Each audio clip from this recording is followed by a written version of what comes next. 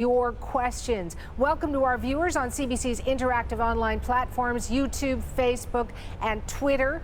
It has been 11 weeks since protests began. This morning, Hong Kong leader Carrie Lam said she's open to talks with protesters, but many questions remain about what exactly will happen now. I know you've got your questions about this situation. We certainly want to hear them. You can post them to the CBC News Facebook, YouTube, and Twitter pages. CBC's Chris Brown and, as I mentioned, writer and lawyer Antony Dapiran are answering them for you. They're ready. They are live in Hong Kong. So welcome to you both. And as we wait for those questions to come in, Antony, let me ask you about Carrie Lam's announcement earlier today. She sent out what some are calling an olive branch. What do you make of it? It certainly was a much more conciliatory tone that she struck here today compared to her previous press conferences. It's become something of a routine that after every weekend's protest, she's come out and made a statement to the press, usually pretty hard line. But this time around, she talked about willingness to engage in dialogue, looking at increasing the investigation that the Independent Police Complaints Council will undertake of the police actions here. It really does seem that she's making an effort to reach out to the protesters and start to take some steps to resolve the situation we've seen here. And Antony, I also want to ask you what this says about Beijing. Do you think they are feeding her that, send out the olive branch, but on the other hand, they're standing firm on the wires, etc.? Yes, I mean, clearly Carrie Lam is now only saying whatever Beijing is permitting her to say. And any olive branches that she does extend are going to be within the lines laid down by Beijing. So, for example, Beijing have already said that they don't think it's proper to formally withdraw that extradition bill that kicked off all of these protests. They've also said that is not appropriate. So whatever Carrie Lam does, she has to work within those constraints. So for example, she talked about using the existing Independent Police Complaints Council and reinforcing that rather than having a separate independent inquiry. I think it's clear she won't be able to formally withdraw the bill, but various other initiatives such as this dialogue that she referred to is within the constraints laid down for her by Beijing. But certainly whatever she does, it's going to be with the blessing of Beijing. We've got some questions coming in now from our viewers, and I want to pose this perhaps to you as well, Chris. Let me begin with you. Kevin on YouTube asks, how long do you think the protests will last, given the previous demonstrations in the years past? I'm not sure if that's for me or Antony, but I'll take a swipe at it.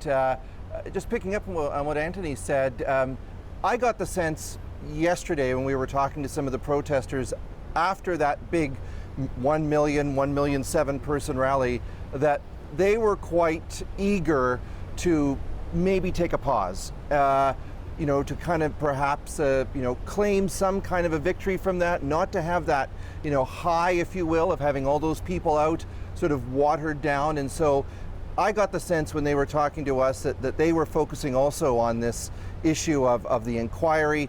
Maybe that's just one thing, and that's what they were pushing yesterday.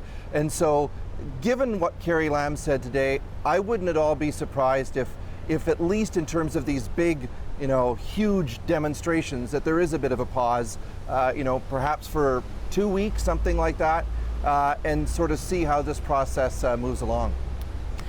One of the things viewers are concerned about as well, Antony, is the number of Canadians in Hong Kong. We know there are about 300,000 Canadians, if not more, there. And Alok on YouTube asks, are those Canadians in Hong Kong safe? Yes, look, the ordinary law and order situation here in Hong Kong is still very stable, and I think the general community at large is very safe. Even though the images that you see of some of the protests in particular over the last couple of weeks have been very violent, that violence has been very contained, and you may see on one street protesters and police clashing quite violently, tear gas and rubber bullets being fired, bricks being thrown, and yet just a couple of blocks away, ordinary life is going on as usual. So for ordinary citizens in Hong Kong, as long as they don't go right down into the heart of a protest when it's going on, it is still a very safe situation, whether for people residing or visiting here. There's another question, and Chris, let me ask you as well, because you've been there in Hong Kong for a long time. Danila Rose on Facebook wants to know what happens if China invades Hong Kong. Before we get to the answer of that, Chris, let me ask you, is that even a possibility? Well, my sense both today and yesterday from both sides is that possibility perhaps peaked, after those airport encounters that were so violent that we saw last week. But really since then, a lot of people on both sides have been doing their best to kind of tap that down. Yes, we've seen the exercises. Yes, there's been a sort of a show of might on the other side. But really, even when the police talked about it, they're saying, well, we've never done any exercises with the Chinese police. We have no protocols for anything like that. It's not something that we've trained for. And the demonstrators too felt that that would be almost an admission that the one country, two systems policy was an absolute failure. So there would be a big hit from China if it ever came to that. Yeah, I mean, I think that Beijing knows what taking that kind of action would mean for Hong Kong's reputation, for Hong Kong's economy and status as an international financial center, and indeed what that would mean for China's global reputation as well. And things would have to get really significantly worse than they've been before that was even an option that was seriously on the table. There seem to be quite a few questions, Chris and Antony, on this concern over China perhaps coming into Hong Kong with force. You've answered much of that, but Carrie on Facebook wants to know if China is readying its army to send into Hong Kong. Ragu on YouTube asks, what is the risk to China in using force to quell the protesters? I'd like to ask you this from the science guy on Twitter, who says, should China decide to move in with military to quell the protests, could they cut off communication from journalists to the rest of the world? And Chris, as a journalist from Canada, sending us information and stories there from Hong Kong, is that a fear and a concern? I was here in 2014 with the Umbrella Revolution when that played out in places like Admiralty and so forth. And one of the things I found there was that the protesters were very adept and adapted very quickly when things like that happened. They basically used little local networks that connected all their phones together, so they really only needed one person to be able to get out onto the internet for everyone to talk to. So I can tell you from the last time, I think they kind of perhaps solved that or resolved that. So whatever the Great Firewall might do, I think there are end runs that that people here, have probably learned to use. Anthony? Yeah, I mean, the footage of those PLA soldiers and armored personnel carriers across the border in Shenzhen drilling certainly have caught the world's attention. I think it's important to bear in mind that they're largely there, I think, at this stage for propaganda purposes in two directions. One, pointing here at Hong Kong just to remind the protesters that the force is there and could be used if it comes to that. So just sort of a gentle tap on the shoulder perhaps, but perhaps more importantly directed at a domestic Chinese audience on the mainland, just to let the rest of China know that the government is still very much in charge. They have the force there and they're willing and able to use it if necessary, and just to sort of send that message for a domestic propaganda audience as well. But I think that, as far as cutting off the communication network goes, Hong Kong is an international financial center, and that means it relies on the free flow of capital, free flow of people, but also in this day and age, the free flow of information. And the minute that there is any risk that there's a possibility that things like the internet or cell phone service might be cut off, all the people who are involved in the financial markets here would no longer be able to function. And that would be the end of Hong Kong as an international financial center. So all these kind of possibilities, I think are a long way from being realized just because of what that would mean for China and Hong Kong. Well, the world is watching, and it's certainly a fascinating conversation that will continue. We'll leave it here on CBC News Network, but this will continue with Chris Brown and Antony Dapiran online. So you can post your questions by going to CBC News Facebook, YouTube, and Twitter pages. Chris and Antony, thank thank you for your time on CBC News Network, and our viewers will be very happy to move over to other platforms to continue with their questions. You take care, both of you. We always keep you informed of live breaking events. This happening right now in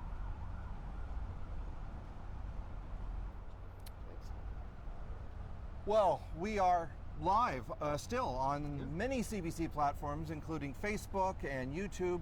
And my guest here is Antony Dapiran, and we've been talking a bit about where we're at right now in terms of the evolution of this crisis. But give me your, nail this for me. Is this the beginning of the end of the beginning? Where are we? I do feel like we've reached a new stage. Let's put it that way. I mean, the first stage of weekly protests, some of them very violent, tear gas, rubber bullets, violent clashes. That I think has become wearying for everyone. The protesters have been tired, the police have been tired. I think people on all sides celebrated this tear gas-free weekend that we all just enjoyed, whether that's from the protesters' side, the police side, government, indeed the press. I think everyone really needed that relief, and now it's great to see Carrie Lam coming out today with some conciliatory statements that look to try and carry that mood over and maybe extend it. So I think we're now moving into a new phase, a phase of perhaps some discussion, perhaps some engagement from the government, whether that leads into a phase of negotiation and resolution, or whether that's just a pause and the protesters don't ultimately get the satisfaction that they're seeking and come back onto the streets remains to be seen. But I do feel like this is a little bit of a pause and a little bit of an opportunity here. Lots of questions coming in. Let's go to Alex, and I apologize if I'm butchering your name. Cian Floney on YouTube. He's asking, how will the impact of the protest affect the global economy? We know there's having an impact locally here. We're reading about it everywhere. But this is also a big part of Asia and therefore the world. What's your sense on that? I think it's really difficult to untangle what's happening here in Hong Kong from the current US-China trade war that's also ongoing, and hard to pick apart what are the things that are perhaps caused by the trade war, what are the things that are caused by a slowing economy in China generally, and then things that are a direct result of the protests here. And in a way, that kind of the connection between all of those events has also in some ways been driving China's response to the protests, the way China's been engaging with the international community on these things. I think so far the impact on the Hong Kong economy has been restricted to things like the tourism industry, the luxury goods industry, the broader economy, such as the financial markets here, the broader service-based economy, shipping and logistics and all those kinds of things have not yet been affected, and we're not going to see that flowing onto the broader global economy yet. One of the key aspects of this that has enraged so many people locally here has been the behavior, the conduct of police from the point of view of protesters. They believe they were unfairly targeted. The police initially seemed more intent on making arrests and putting people in jail than they did sort of keeping public order. And that's what a question from @Enviromo on Twitter is asking. The use of tear gas on peaceful protesters seems like a human rights violation. They write, Chinese border officials are checking for potential protest chat messages and photos. When does the international community ask about these violations? There's certainly been a lot of behavior that needs to be questioned and frankly investigated from the Hong Kong police. The use of tear gas in particular in recent weeks almost as a first resort rather than a last resort. We've seen police firing tear gas when the crowd has been stationary and not moving and not throwing anything. The police sort of use that as a first step in clearing the crowd. We've seen them firing tear gas directly into the crowds against the guidelines of those products. We've seen them firing them inside subway stations. Surely something that's not advisable. In response, we've seen the UK has already stopped the export of those kind of products to Hong Kong. I know the US is also considering a similar ban. So it is getting some attention from the international community, and I think it's right for the international community to keep asking questions about these things. Now, of course, from China's point of view, that's interference. They're suggesting this is entirely a domestic issue, and time again we've heard the Communist Party there say butt out, essentially. We don't want you involved in this. And this is a question from Paco Scott on Facebook asking, why won't Western countries do more to ensure Hong Kong safely remains a diplomatic place instead of watching and allowing China to do as they want. So that goes right to the essence of this one country, two systems question. Yeah, that's right. And it is really a conundrum because at the end of the day, Hong Kong is a part of China and China sees it as their own domestic affairs. And in reality, the kind of things that the international community can do in practice are fairly constrained.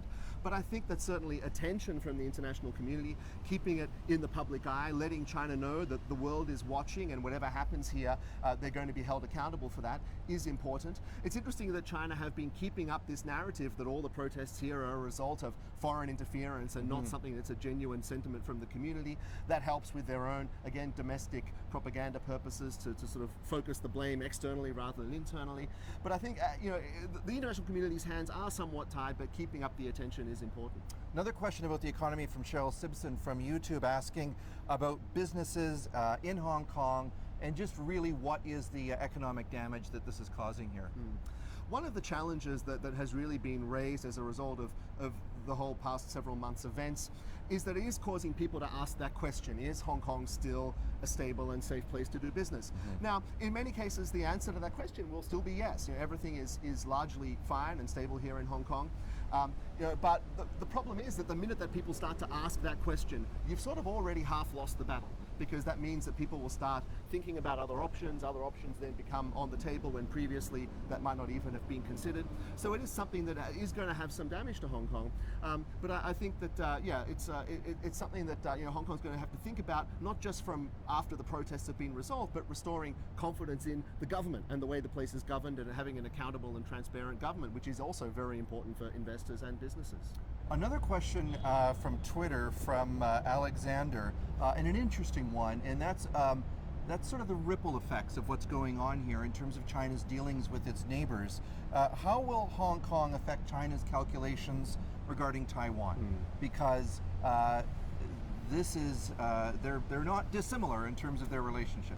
Yeah, that really is a huge question, and one of the really key factors you've got to think is playing into Beijing's mind as they think about how to handle this. Taiwan is due to have presidential elections coming up at the start of next year. On the one side, there's the incumbent president, Tsai Ing-wen, who is from the DPP, a traditionally independence-leaning party.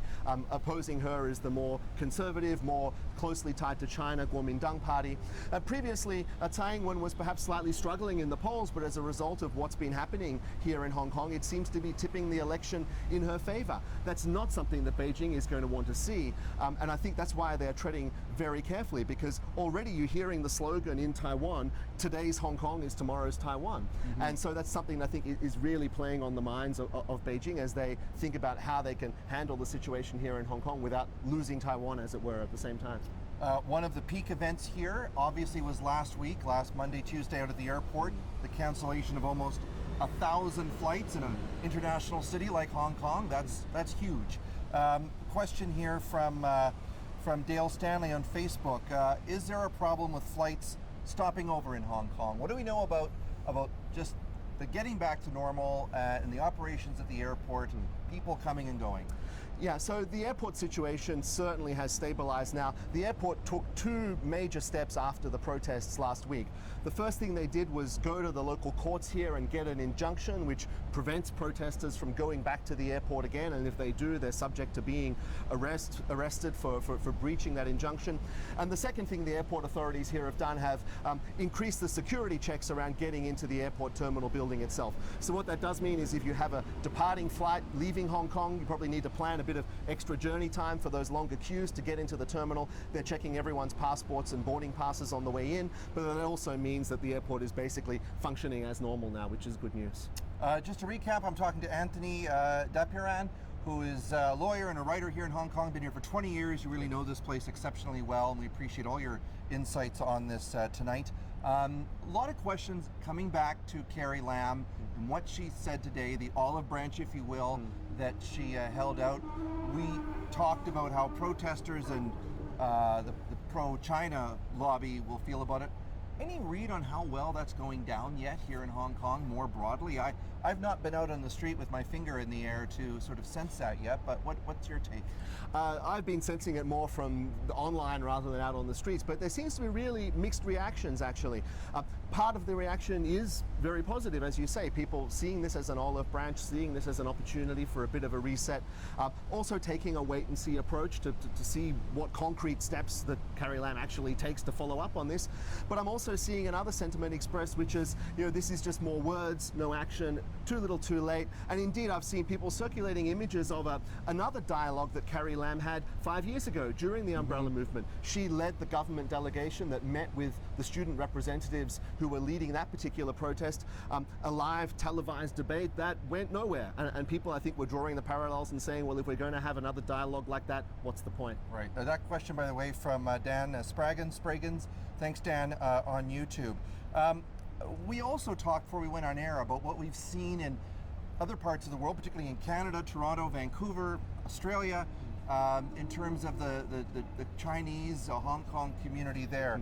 So this is a question from Tamsin Q on YouTube. We've seen the movement spread to many areas worldwide, particularly Australia. What are your comments on the events unfolding in foreign countries? Because it's almost like a proxy battle that's going on there. Yeah, and that really is very significant. One interesting thing that the mainland authorities did over the last couple of weeks is really open up the floodgates on the domestic internet in China. And they allowed news about the protests, of course all unflattering and critical, to spread through mainland social media and through mainland media. And that means that overseas Chinese communities with connections to the mainland are seeing all that news critical of the Hong Kong protesters. At the same time, we've got also very large Hong Kong communities living overseas in Canada and Australia and elsewhere who want to get out and show their support for what's been happening here on the ground in their hometown.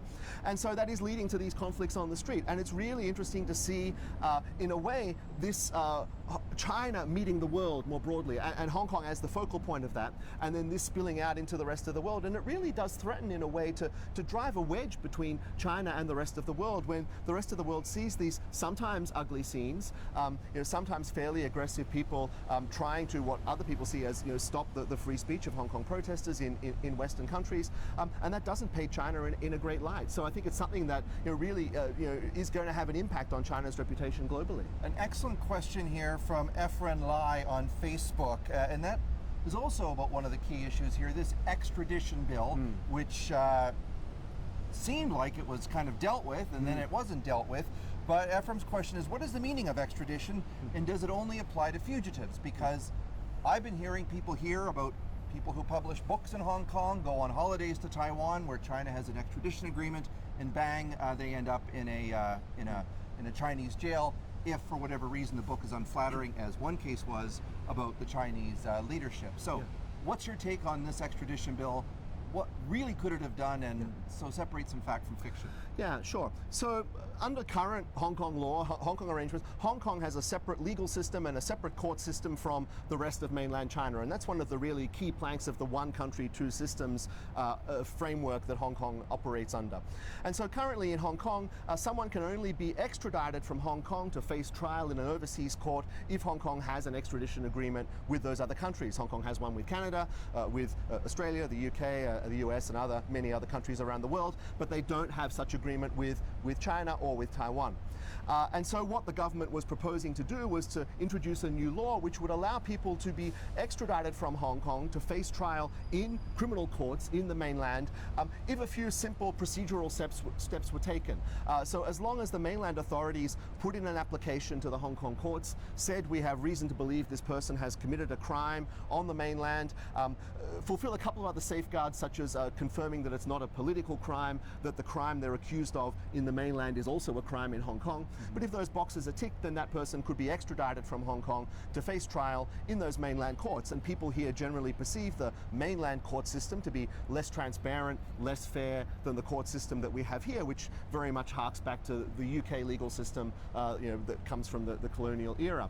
So what that means is that people were very worried that China could effectively come in here, identify people that it saw as problematic for political or other reasons, concoct some sort of criminal charges against them, and then very easily have them extradited back to the mainland where they would effectively disappear into a black hole. And that's what really started this whole protest movement, concerns over those constraints on people's rights and freedoms here. Just a couple of minutes left, but I do want to get to one.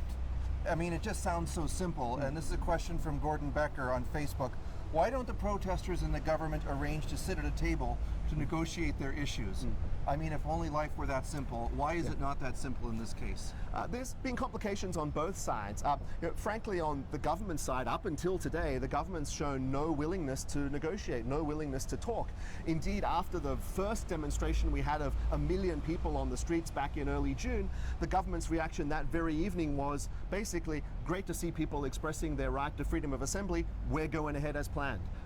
Really thumbing their nose at a significant chunk of the population of Hong Kong, and that's really what got people angry and coming out into the streets even more. So there's been some intransigence on the government side. On the protester side, one of the challenges, or one of the very notable features of these protests have been that they've been what's referred to as a leaderless movement. There's no person standing, coordinating all the protests, acting as a leader, and therefore there's no one for the government to negotiate with, even if they wanted to negotiate.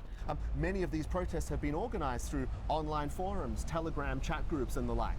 And so just finding an interlocutor to have those negotiations, to have those discussions is challenging.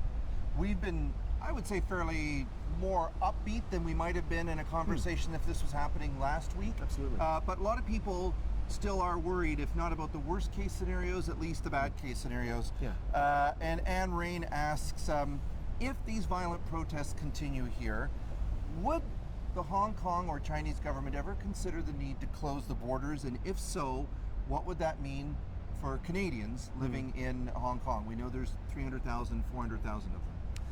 Yeah, I mean, look, clearly you're quite right that we're in a after the first tear gas free weekend in a much more positive frame of mind than we were, say, this day a week ago when those violent protests at the airport were going on. And look, there is a chance that things fall back to that, and indeed a chance that they get worse. I think Hong Kong's international reputation as a free and open city is still very important to Hong Kong and important to Beijing. If things got materially worse, you can see that perhaps foreign citizens would look at leaving. We certainly saw that even in 2003 when the SARS virus, the SARS epidemic struck Hong Kong. Many folks, certainly many expat families, went back home and sort of took their families away from the epidemic that was breaking out here. So we've seen things like that happen before. As far as closing the borders go, that would be an extreme step to take, and I think foreign governments would step in to assist their citizens in that, if that sort of situation arose. Another, I'll call it an existential question, from Smiley Paul 18 on Twitter, asking, is Hong Kong heading for independence from China, or will they merely stop at their demands of greater autonomy? So that's a great question, because out on the protest on Sunday, I heard a lot of people say, we actually want to be independent. I heard many other people say, that's not what we want. We just want the one country, two systems to work.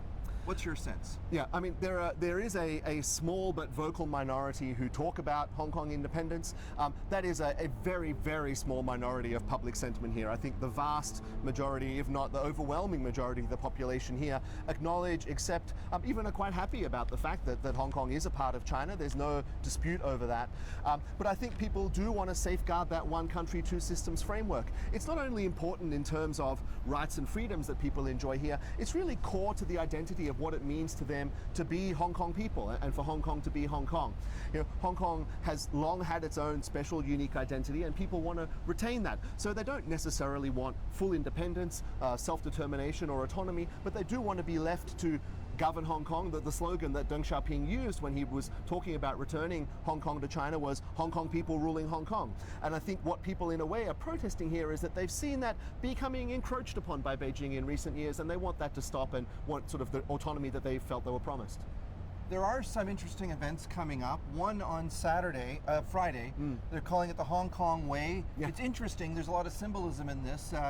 They're getting people to come out and link hands along the routes of the metro lines in a show of solidarity. And what that's hearkening back to is 1989 in the Baltics, where I think they got 2 million people out to sort of push for their independence from the Soviet Union. So there's a lot of symbolism going on still. So stare into your crystal ball and give me your prognosis for the next week and the next month or so. Yeah, I mean, it's really incredible how creative this protest movement has been. These various ideas for different protest actions, different initiatives bubble up through these online forums. They're voted on, voted up and voted down through these forums, and they eventually crystallize into a proposal that becomes an idea that becomes an action. And so this Hong Kong Way is one such action. Some of them are realized and result in very large-scale protests. Some of them just sort of fizzle out. So it'll be interesting to see if this one happens. If it does, I think it's going to be quite a spectacular sight. But I think we're going to continue to see this creativity as they look at the government reaction, look at the way the government's behaving, discuss these things in the online forums and come up with their own different creative protest actions. And we'll see that unfold perhaps with slightly less intensity over the coming weeks. But again, if people feel that the government's not keeping up their side of the bargain, they could be out again in large numbers. Well, we've made you talk a lot over the last half hour. Picked your brain about everything. Thank you so much to everyone who's taken the time not only to watch, but especially to submit questions on YouTube, Twitter, Facebook Live. It's been great. Thank you very much. Look, Antony, thank you so much. You know, it's late at night here in Hong Kong, but we really appreciate all of your thoughts, all your insights. That's it for us. Good night from Hong Kong. Thanks so much. Thank you. Good night.